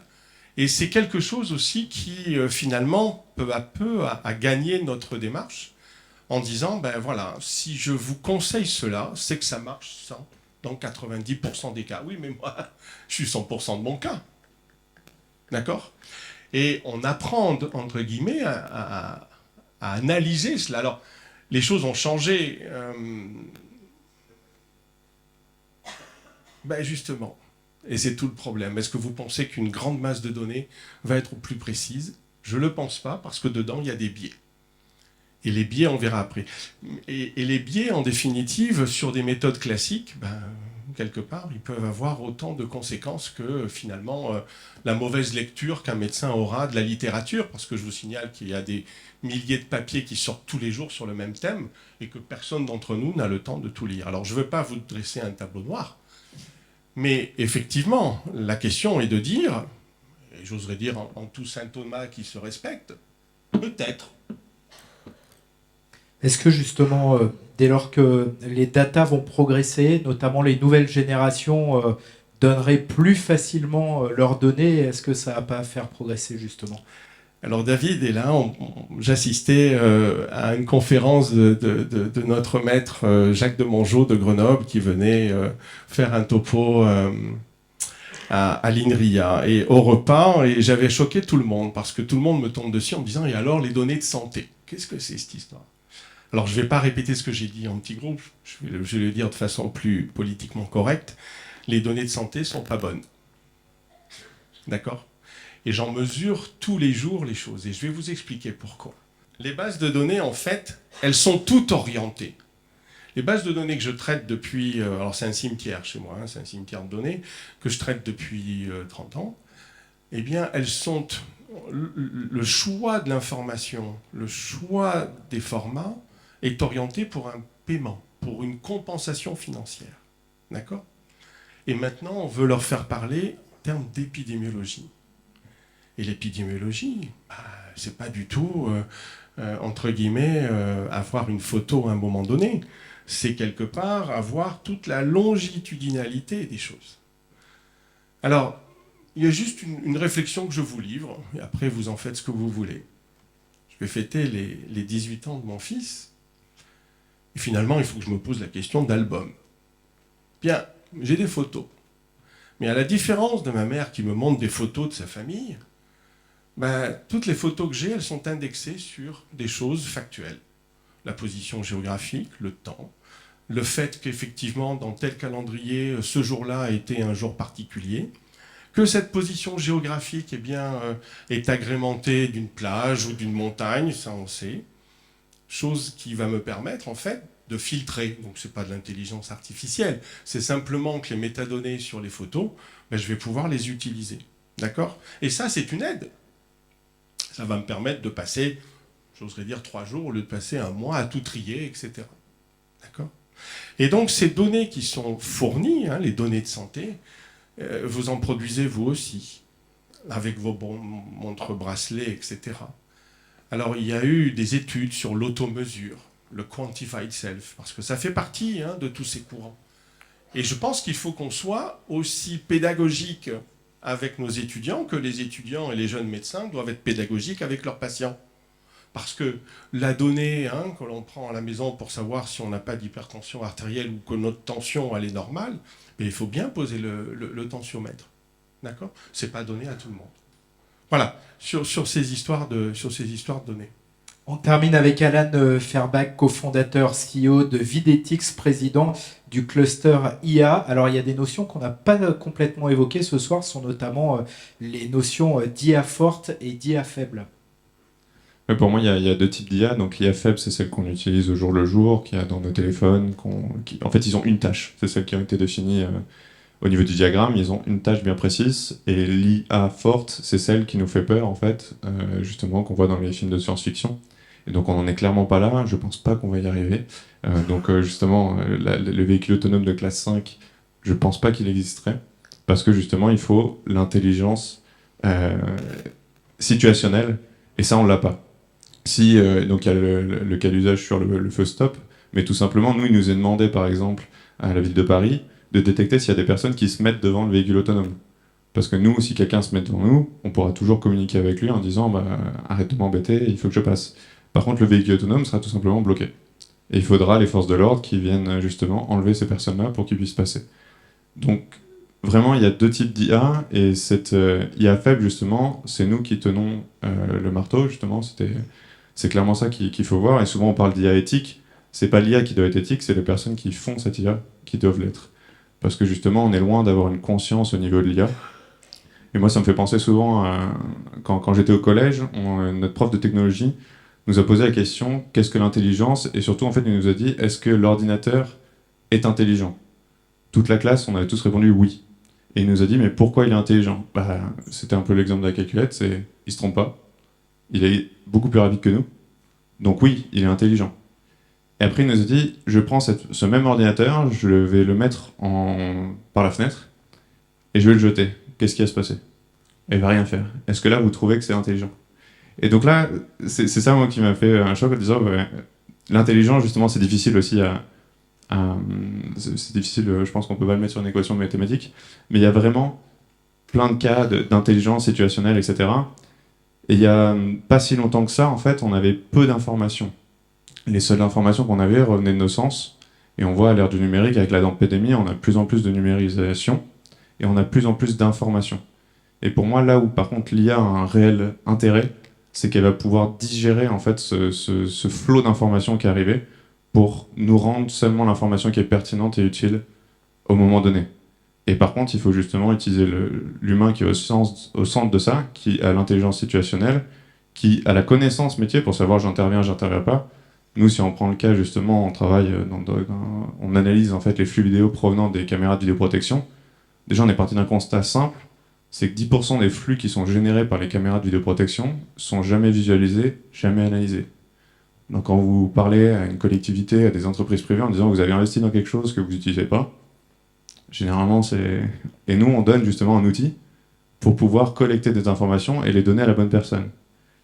Et quand on voit justement les personnes qui travaillent dans les centres de supervision urbain, si on prend l'exemple de la métropole de Nice, il y a 4000 caméras, il y a 10 opérateurs.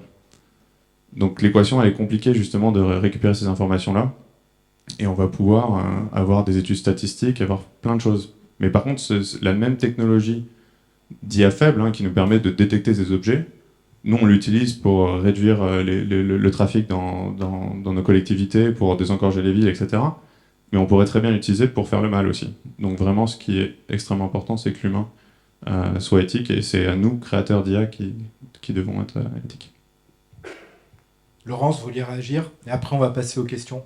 Oui, en fait, on en revient là, toujours à une question de définition. Intelligere, c'est ce qui est capable de relier les choses entre elles.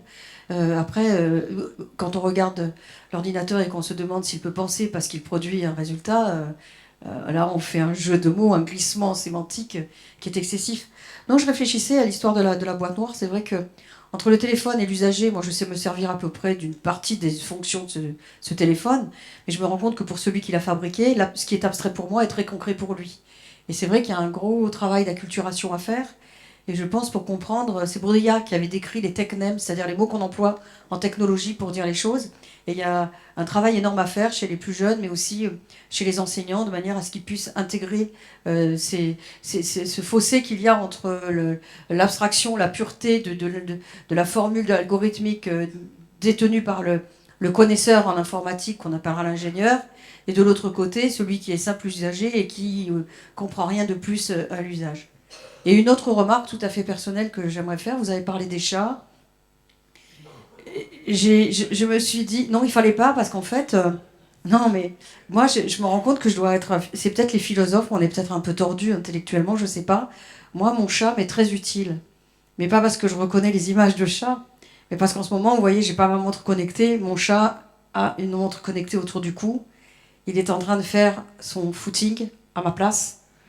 Je sais qu'à 19h, il va rentrer parce que c'est l'heure des croquettes, il est bien programmé. Et moi, ça me permet de justifier un itinéraire auprès de mon médecin en disant que je fais du sport 3 fois par semaine. Et je fais donc mentir mon IA. Et j'ai un chat qui m'est très utile. Et la dernière fois, comme il est mon... Oui, la dernière fois, j'ai été un peu prise au dépourvu. Mon médecin regarde juste le parcours et il me dit... Ouh là, il me dit, et tu sautes aussi? Et là, je réalise que mon chat monte aux arbres et saute. Et là, j'ai dit, oui, je fais du jumping street. Il m'a regardé, je venais d'inventer une discipline sportive urbaine qui n'existait pas. Voilà, donc il faut se méfier quand même dans ce qu'on raconte, mais c'était pour vous dire qu'on peut faire mentir aussi une IA, on peut faire mentir sa traçabilité. C'est un jeu tordu de philosophe, mais ça fait du bien de temps en temps.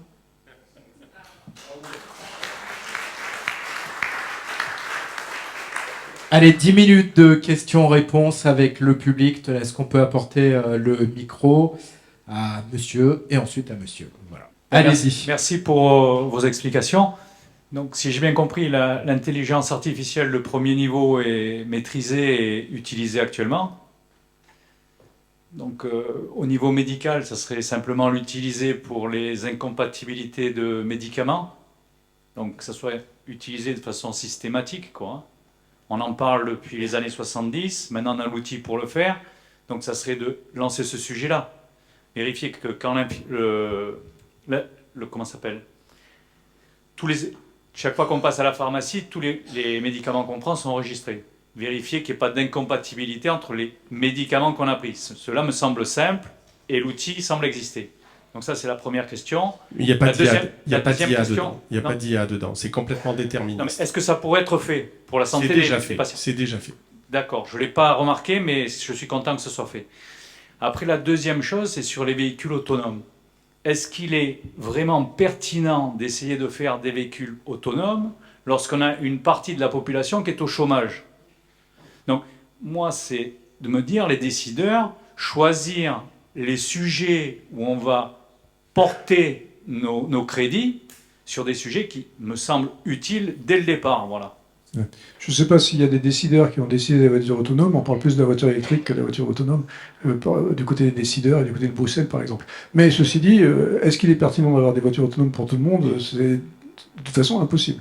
Aujourd'hui, une voiture autonome, si on décidait de faire quelque chose au niveau 4 même, donc quelque chose qui soit un peu compliqué, juste avec les capteurs qu'il faut installer sur la voiture aujourd'hui, il y aura à peu près 35 000 € de capteurs. Juste les capteurs, sans compter la voiture. Donc on est en train de construire potentiellement une voiture qui coûterait 200 000 €. Donc une voiture qui coûte 200 000 €, pas grand monde peut se la payer. Donc il faut aussi comprendre que c'est pas... Il faut pas faire de la technologie pour faire de la technologie. Moi je suis ingénieur, je peux cracher sur les ingénieurs.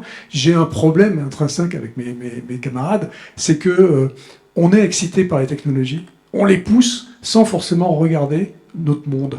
Et donc, on n'a pas vraiment parlé de frugalité encore, mais quand on crée des machines comme la machine qui joue au Go, qui pète 440 kW, je veux dire, on le fait pour la beauté de la science ou de ce qu'on croit qui est la science, mais en fait, on comprend, on n'a pas d'application dans le vrai monde. Aujourd'hui, dans le contexte dans lequel on est en Europe, avec les problèmes que vous allez avoir avec l'électricité, que nous, on a eu en Californie depuis très longtemps, avec les rolling blackouts, les machins où vous allez plus avoir d'électricité pendant des moments, on se rend compte qu'on est en train de la péter, cette planète. Et de plus en plus, on s'en rend compte. Mais on s'éduque le hard way, de la façon difficile aujourd'hui. Et c'est idiot, parce qu'on aurait pu s'en apercevoir il y a bien longtemps. D'accord ? Donc, non, il ne faut pas pousser la technologie pour pousser la technologie. Il faut réfléchir, encore une fois, collectivement, pour décider si ça a du sens de faire ces choses-là. Parce que les ingénieurs, moi, on est trop excités des fois par les choses qui, à la fin, n'ont pas de sens au niveau commun du terme. Charles Angini, oui, si vous vouliez réagir. être complet et aller dans le sens de ce que Luc Julien vient de dire, je pense qu'à un moment donné, la décision, il faut qu'il y ait une utilité. Alors le véhicule individuel, bon, excite parce qu'on voit qu'il a un rapport qualité-prix qui est beaucoup trop élevé. Le véhicule collectif, lui, peut exister. Et le véhicule collectif, on essaie de le mettre en place. On essaie de le mettre en place avec l'IMRED aujourd'hui, par exemple, sur des tests qui ont été faits sur Sophia Antipolis qui ne fonctionnent pas. Parce que la démonstration que vous avez faite tout à l'heure, le véhicule qui s'arrête toutes les 5 minutes parce qu'il y a un panneau stop, ça a été constaté de visu pour d'autres raisons, mais ça a été constaté de la même manière. On essaie de le faire fonctionner en station de sport d'hiver. Ça ne fonctionne pas, parce que les contraintes climatiques sont là. Le gel, la neige, le ci, le là. Par contre, on sait que ça fonctionne sur des circuits qui sont indépendants, qui sont fixés, et qui, là, peuvent faire fonctionner. Et on en arrive à la conclusion, c'est que sur le collectif, on a des bons rapports qualité-prix, qu'on a un niveau de sécurité qui est supérieur au niveau de sécurité qui peut être apporté par la conduite de l'homme, parce que votre diagramme était particulièrement éloquent. On arrive à un seuil de confiance bien supérieur de celui que l'individu peut avoir. Donc il y a une piste à explorer. Ce qui veut dire que quelque part, il y a toujours une solution pour adapter véritablement l'intelligence artificielle. Et là, je je partage votre point de vue, hein, l'intelligence artificielle. Moi, depuis le début, nous partageons avec Marco Lendi sur cette notion, cette sémantique, cette appellation qui ne nous convient pas, mais qui est aujourd'hui vulgarisée, diffusée, donc il faut l'appeler comme ça. Mais il y a des solutions. Donc je réponds à votre question, oui. Le monde politique et les responsables locaux peuvent utiliser à un moment donné, en mettant les barrières qui vont bien, cette intelligence pour apporter de bonnes solutions pour le service public. Je voulais juste rajouter quelque chose parce que je pense que je me suis mal fait comprendre. Lorsque désormais on utilise en fait des techniques qui nous permettent d'identifier qu'une zone sur un schéma radiologique, d'IRM, de scanner, etc., est anormale et qu'en fait elle n'existait pas précédemment et que cette anomalie en définitive est corrélée à la présence d'une tumeur parce que pour les patients dont on connaît la suite, eh bien on a enlevé et on a analysé d'un point de vue histologique. Oui, là les choses sont importantes.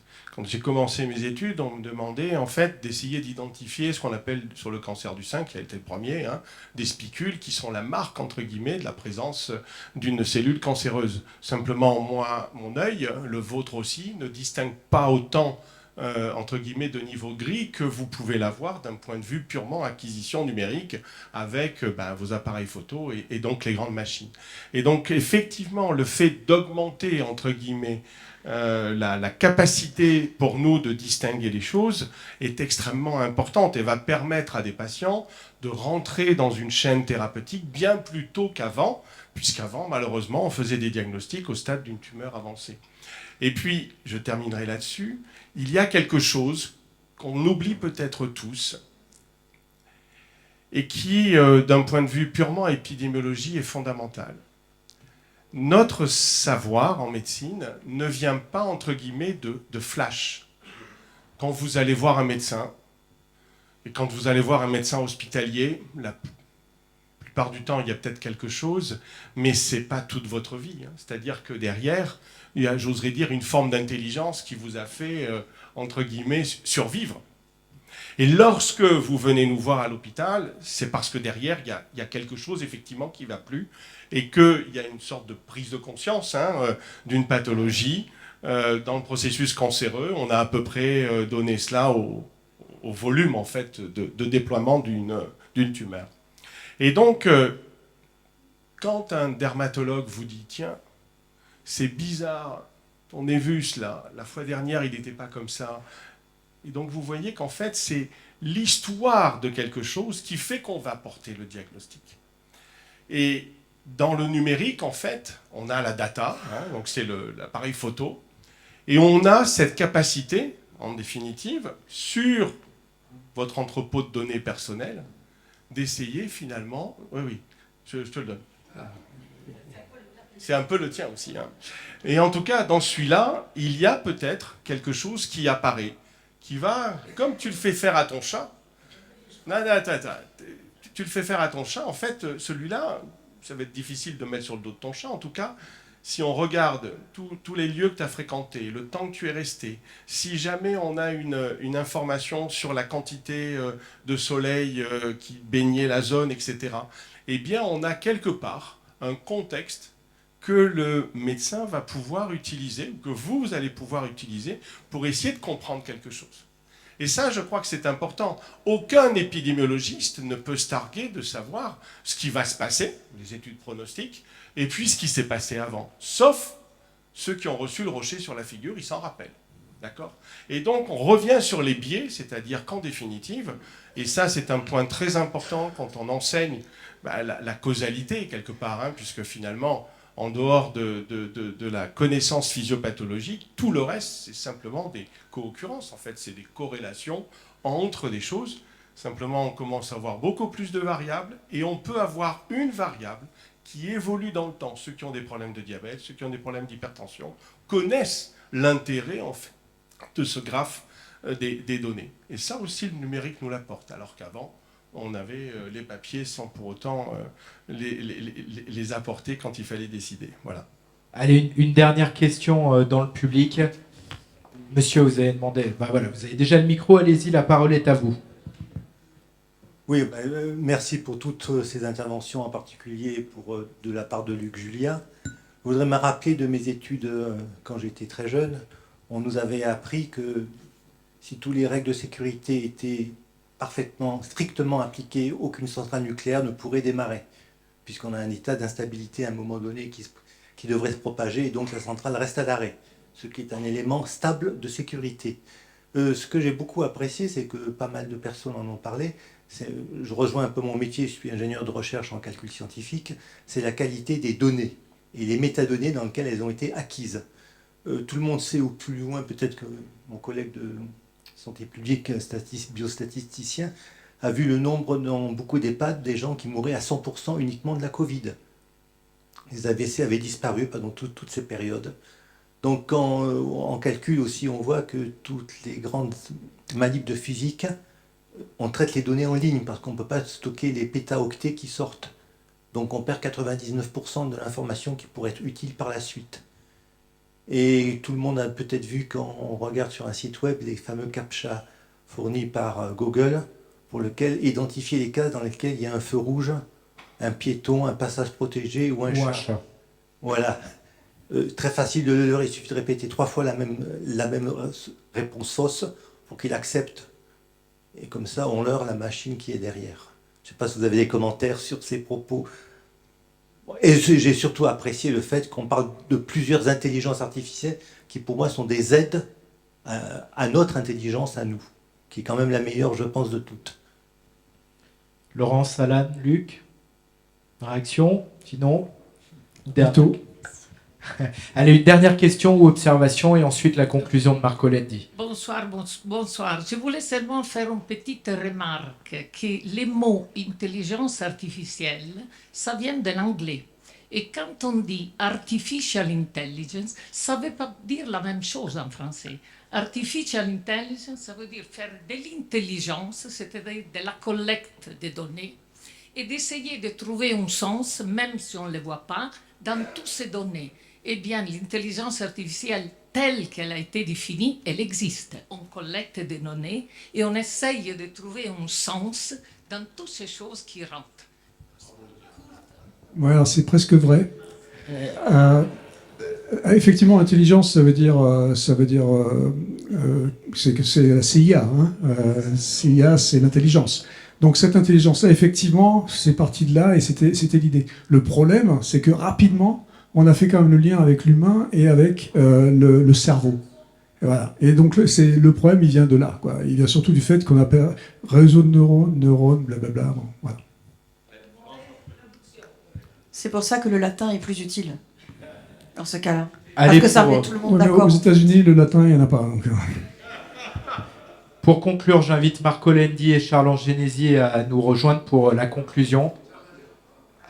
Allez, le président du département. J'ai pas de conclusion à faire, c'est Marco qui va la faire. Je veux simplement remercier à nouveau l'ensemble des intervenants, avec le professeur Stécy qui a été particulièrement éloquent comme il l'est à chaque fois, avec Laurence Vadin qui garde cette réputation d'avoir vécu avec un robot. Je constate que ça lui colle à la peau, et ce soir elle nous invente le truc du chat. Ça va rester. Ça va rester. Et Alan Ferbach qui a été le témoin de quelque chose de très important, qui a été dans l'exposé de Luc Julia. En tout cas, moi, ça m'a marqué, et ça m'a conforté dans le fait que l'intelligence artificielle, quelle que soit la dénomination, le vocable que l'on emploie, et ce que cela peut représenter dans l'esprit des uns et des autres, ne pourra jamais être la même intelligence que celle de l'homme. Et que l'intelligence artificielle ne dépassera jamais l'homme, dans la mesure où elle est séquentielle, discontinue, et qu'elle ne s'adresse qu'à certains piliers. C'est un petit peu ce que je voulais dire. Merci, parce que quelque part, je cherchais une solution. Vous me l'avez donnée ce soir. Allez, la conclusion de Marco Lendi, président de l'Institut. Oui, bonsoir. Un grand merci vraiment, parce que Luc, tu nous as entretenus avec beaucoup d'humour. Et ça, c'est important, parce qu'expliquer, chercher de parler de l'intelligence artificielle n'est pas toujours facile. Et surtout, on a toujours peur de l'intelligence artificielle. Qu'est-ce qu'il est? Et ça, il me donne la possibilité de revenir à comme tu as fini ton intervention. Tu as parlé et tu as dit, il faut comprendre. Il faut être là à chercher d'arriver à comprendre de quoi on parle. Et là, je voudrais vous dire que c'est merci au département qu'on a des entités. Vous voyez là la MIA, la maison de l'intelligence artificielle. Ça, c'est quelque chose que le département a fait pour faire comprendre l'intelligence artificielle, pour ouvrir aux collégiens pour le moment, et après on passera aux lycéens, qu'est-ce qu'il est l'intelligence artificielle.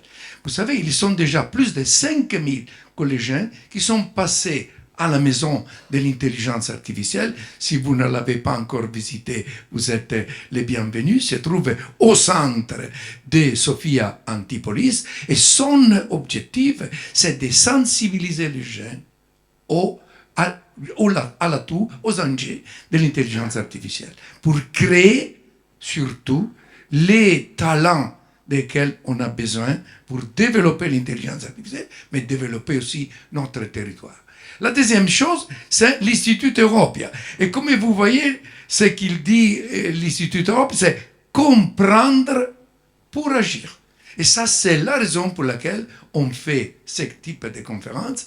Le président disait qu'on l'a fait 19. On est allé dans les écoles, aussi à l'IPAD, on est allé dans les villes, on est allé à l'IMRED, on est allé un peu partout dans notre territoire avec cet objectif. Sensibiliser, faire comprendre. Parce que si on ne comprend pas, on se met toujours dans une situation ou d'antagonisme ou de refus. C'est horrible, c'est pas possible. Alors, comprendre pour agir. Je pense qu'aujourd'hui, c'était une très belle initiative, une très belle réussite, et je voudrais remercier Luc Julia, Alain Ferbach, Laurence Vanet, mon ami Pascal Staccini, mais aussi tous les gens qui sont autour, qui nous ont vraiment aidés à faire de cette soirée une bonne réussite. Merci et je vous invite au prochain cycle de conférences qui seront à partir du 10 de janvier et sera Laurence Vanet qui va ouvrir ici, dans cet magnifique endroit, la première conférence de 2023. Pour finir, vous êtes invités à venir visiter le World AI Camp Festival. Parce que dans notre territoire, on est encore beaucoup plus avancé. On n'a pas seulement la UCA, les 3IA, la maison de l'IA. Vous voyez combien de choses qui font de notre territoire un territoire d'intelligence artificielle. Mais on a aussi le World AI Artificial Intelligence Camp Festival. Se tient du 9, 10, 11 février au Palais des Festivals. Vous serez les bienvenus pour continuer à comprendre de plus en plus qu'est-ce qu'il est l'intelligence artificielle et pourquoi il faut la bien comprendre pour bien agir. Merci, bonne soirée à tout le monde d'être venus.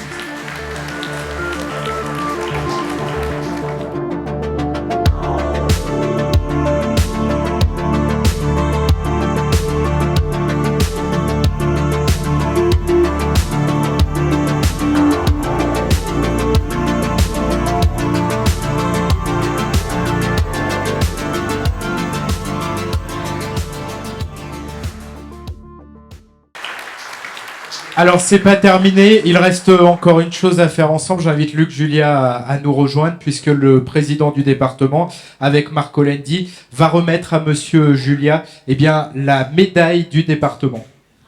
Voilà, c'est un moment important que nous avons. J'invite mon vice-président en charge du numérique, David Kodomniki, à venir avec nous et c'est bien volontiers qu'au nom du conseil départemental et en ma qualité de président et au nom de tous les conseillers départementaux, nous vous remettons cette médaille qui n'a rien du numérique, qui n'a rien de l'intelligence artificielle, qui est le symbole tout simplement des mélèzes de nos montagnes, les montagnes du massif du Mercantour, ces ciments enneigés, le palmier de la Côte d'Azur avec ces images belles de la mer Méditerranée, et puis la fleur de lys, qui est la France, et la croix de Savoie, puisque nous étions savoyards, il y a peu de cela, rattachement de la Savoie à la France, c'est tout le symbole de ce palais Sardes également, qui nous ramène à une certaine époque. Et vous êtes ici pour celles et ceux qui ne le savent pas, dans la salle des délibérations qui longtemps a servi au Conseil général issu des années 1860, qui se réunissait ici avec 24 conseillers généraux au départ. Depuis, nous avons grossi et nous sommes 54 conseillers départementaux et avons changé de lieu en 1990 pour aller au centre administratif, mais restons propriétaires de l'ensemble de ce bâtiment que l'on est en train de remettre à niveau, qu'avec Marco Liendi, président d'Europia, président du groupe d'experts, nous faisons vivre avec le numérique, qu'avec le conservatoire de l'école de musique, nous allons réoccuper cet espace, Delphine, et que ce sera un magnifique moment et un magnifique bâtiment où nous avons encore de très très belles réunions à faire. Et je fais un petit clin d'œil en saluant les mélèzes des cimes du Mercantour à la directrice du parc du Mercantour qui, depuis des années et des années, là aussi, elle nous... Alors, Laurence Vanem piège les chats, mais vous, Aline Como, piège les loups. Donc, elle surveille les loups. Quand je dis elle les piège, attention à ce que je dis. Hein, elle surveille les loups dans nos montagnes avec de l'intelligence artificielle et des puces qui nous permettent... et quelques gardes. Allez, Monsieur Julia, merci d'avoir été avec nous, de ce brillant exposé et de cette belle animation.